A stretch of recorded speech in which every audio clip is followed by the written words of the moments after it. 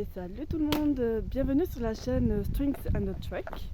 Donc, je m'appelle Stéphanie et sur cette chaîne on va parler un peu musique, randonnée, règles de sécurité quand on est une femme qui voyage seule et aussi règles de bivouac.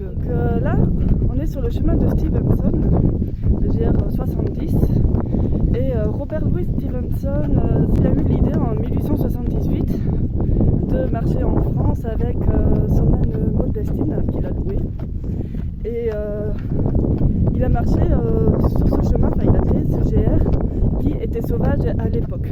Bon, aujourd'hui c'est plus du tout le cas, donc ce chemin il est devenu assez célèbre parce que d'une part il était explorateur mais aussi il a écrit un livre. Mais en soi il y a quand même énormément de gens qui font le chemin de Stevenson avec un âne pour se remettre un peu dans l'ambiance du 19e siècle. Personnellement, je ne voyage pas avec un âne parce que j'ai un peu l'impression que c'est devenu un peu trop touristique. Voilà. Donc à défaut d'avoir un âne, je voyage avec un violon que j'ai trouvé dans une brocante. Donc ça va, bon, il sonne pas trop mal, il sonne pas trop bien, il sonne pas comme on veut quoi. C'est comme on peut surtout. Alors, on fait un petit topo sur Robert Louis Stevenson et son chemin qui aujourd'hui s'appelle le GR70 ou le chemin de Stevenson. Donc, il a commencé en septembre, qui est très intelligent de sa part, il l'a pas fait en août. Et, oui, je lis un peu à côté quand même parce que... Et il a démarré de Monastier-sur-Gazeille, donc notre prochaine étape, jusqu'à Alès. Donc ça s'est fait en 12 jours à peu près. Et il a marché avec son âne Modestine, donc c'était vraiment pour... je crois qu'il voulait vraiment chercher un chemin qui était assez simple, mais aussi explorer cette partie de la France qui était sauvage, comme je l'ai dit tout à l'heure à l'époque. Et je vois plus tard, lui il dit qu'il arrive à Saint-Jean-du-Gard, donc bon, ça doit pas être très loin d'Alès, je verrai sur la carte. Et sur la carte IGN, ils disent que son objectif était double. Donc on va voir ça. Alors ça dit « Oublier le retour en Amérique de la belle Fanny Osborne », qu'il épousera quelque temps après, et aussi aller à la rencontre du pays des Camisards. Donc, son livre « Voyage avec un âne dans les Cévennes » il a été publié en 1879, donc avec 200 exemplaires au début. Aujourd'hui, il est vendu à des milliers d'exemplaires, donc dans différentes langues. Et ça précéda de quelques temps ses œuvres les plus connues comme L'île au trésor ou Le cas étrange du Dr Jekyll et de Monsieur Hyde. Bon, j'ai pas encore lu, mais ça doit être très palpitant, voilà. Un peu comme L'île au trésor, je pense. Grâce à son livre, on sait aujourd'hui quelle ville il a emprunté. Parce qu'à cette époque, il n'y avait pas de cartes comme ça là, très détaillées, très détaillées comme IGN et même les autres cartes. À cette époque-là, c'était vraiment aux prémices d'une carte touristique. Donc il a fallu qu'il écrive dans son carnet. Aujourd'hui, on sait par quel chemin il est passé. Donc peut-être pas vraiment copie conforme comme avant, mais on a quand même les grandes idées. Voilà. Comme il y aura énormément d'orage cette nuit, j'ai préféré prendre les précautions et je suis allée au camping. Bon, j'espère que c'est la seule fois. Donc pour l'installation du tarp, bon, j'ai pas fait de vidéo, mais je pense que dans les prochains jours vous allez voir le montage un peu. Donc des deux côtés il y a 3 attaches, pareil derrière et de l'autre côté aussi, avec le bâton qui fait la hauteur sous plafond et l'autre qui rehausse un peu le derrière. Ouais, ça va bien tonner ce soir. Donc là je suis un peu au moment du repas. Donc la djellaba fait office de tapis, très utile.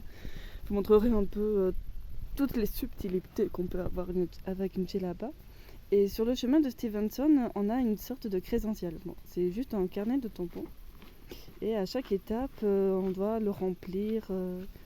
Donc là, il y en a à peu près 16 places, voilà. Donc là, c'est le Puy-en-Velay et Monastier sur Gazeille. Voilà, faut pas que je me trompe. Et en plus, c'est écrit, donc je suis un peu tarte. Voilà. Donc là, les prochains jours, ça va être bien rempli. En tout cas, demain, il y aura l'autre étape. Je sais plus comment ça s'appelle. Je vais regarder sur la carte. Mais en soi, demain, ça va être nuageux. L'étape de demain sera le Boucher Saint-Nicolas. Donc à peu près 26 km. Bon, je pense en 8 heures, ça peut aller. Et en fait, par rapport à la sécurité en tant que fille seule, voilà, telle une victime, bah, en fait, il n'y a pas tellement de personnes. Il y a plutôt des cyclistes, des voitures, des motards, mais en soi, il n'y a personne qui s'arrête pour t'enquiquiner, quoi. Parce que déjà, tu fais l'effort, tu dégoulines de sueur, donc déjà bien glamour, quoi. Et en soi, c'est vraiment les randonneurs, il y a quand même cet esprit de on fait l'effort, on marche, c'est quand même comme une sorte de pèlerinage en fait. Donc c'est plus le retour à ses origines, à la marche. Donc bon, et voire plus ancien pour certains, où là c'est vraiment marcher comme les premiers hommes avec les grandes explorations de l'époque. Mais bon, là c'était beaucoup plus hard qu'aujourd'hui. Et en soi, je n'ai croisé personne caché derrière un arbre pour attaquer quelqu'un par surprise, tel un loup-garou qui se jette sur une brebis. Alors ça, c'est que dans les histoires.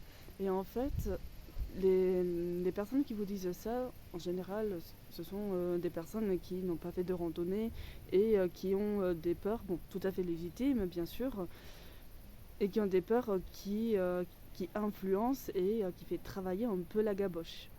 Donc c'est pour ça, c'est plutôt que si vous n'avez pas la première fois, vous allez avec quelqu'un, ou sinon vous allez dans les campings, en général il n'y a pas de risque. C'est quand même assez réglementé.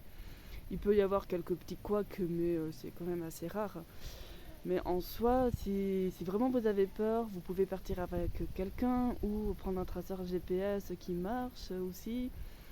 Et ensuite, si vraiment la famille est très impliquée, ben, elle peut vous suivre à la trace. Voilà, c'est vraiment plus. Mais en tout cas, si vraiment vous avez confiance en vous, que vous êtes aussi discrète, hein, parce que il faut faire attention, il faut éviter de montrer que voilà, je marche seule, voilà, si je vais à tel endroit, je vais dormir ici précisément, je repars. Non, ben là c'est vraiment s'exposer au danger. Donc moins on dit, mieux c'est. Après, il y a aussi le côté vestimentaire. Bon, si vous êtes à l'aise, si vous n'avez pas eu de soucis, c'est très bien.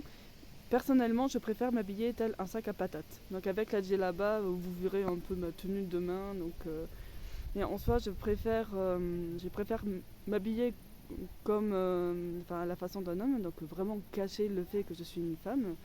Donc la randonnée, j'ai l'impression que c'est plus au théâtre. Donc faire croire à l'autre ce qu'il doit croire. Et en soi, c'est quand même notre meilleure défense. Seule chose dont vous devez vous méfier, c'est surtout la météo. Parce qu'on ne peut pas lutter contre ça. Si j'avais choisi d'aller dormir en bivouac, j'aurais pris le risque de me manger un arbre en pleine nuit. Donc, même si j'aime la nature, j'ai pas à ce point-là, quand même pas au point de faire un gros câlin avec un arbre de 60 kilos. Donc même plus, ça pèse beaucoup plus. J'ai un peu les idées un peu en pagaille là. Après, il y a les animaux sauvages, en soi, les loups, les ours. Il n'y a pas d'ours dans la région. Les loups, ils ont quand même assez peur de l'homme. Sinon, c'est plutôt les chiens errants. Alors là, c'est vraiment une autre histoire. Parce que vraiment, déjà, ils sont en meute, ils peuvent avoir la rage. Donc, heureusement, on est en France, le pays de Pasteur. On peut avoir un vaccin assez rapidement. Mais si on ne fait pas attention, parce que les symptômes, ça arrive 2 jours après, et on peut en mourir en 8 jours. C'est vraiment... c'est mourir de la rage, c'est vraiment la pire chose qui peut arriver. Donc en tout cas, il faut faire attention. Et aussi, avant d'oublier, c'est que en tant que personne seule, féminin, voilà, il y a aussi quelques petits trucs à avoir. Là, dans mon sac à portée de main, j'ai un spray au poivre, donc de 250 ml. c'est le maximum autorisé, sinon il faut un permis et si tu te fais attraper, tu peux avoir une amende assez salée. Donc vaut mieux demander aux forces de l'ordre directement que plutôt sur le site où là c'est un peu, ce n'est pas vraiment très clair. 250 millilitres, c'est vraiment la base. Donc c'est pas comme si tu vas asperger la tête du voisin tous les 3 secondes non plus. Mais c'est vraiment de montrer que déjà tu as une sécurité, donc que tu as quelque chose. Après, tu as les bâtons, tu as un sifflet, tu as un couteau. Bon, le couteau, ça peut se retourner contre toi, mais ça, c'est vraiment en cas de légitime défense. Mais le spray au poivre, tu peux l'utiliser et taper ton meilleur sprint avec un sac. Voilà. C'est tout ce que j'ai à dire, je pense, pour la sécurité. Il se peut que j'ai d'autres idées au cours du chemin, mais en tout cas, on a encore 2 semaines, donc là, j'aurai d'autres choses en tête aussi à dire. Et aussi, si vous voulez partager un peu votre opinion sur la rando, même autre chose, hein, si vous voulez parler d'un thème spécifique, vous pouvez m'écrire directement. Donc je vous invite à vous abonner, à activer la cloche et à laisser un pouce bleu.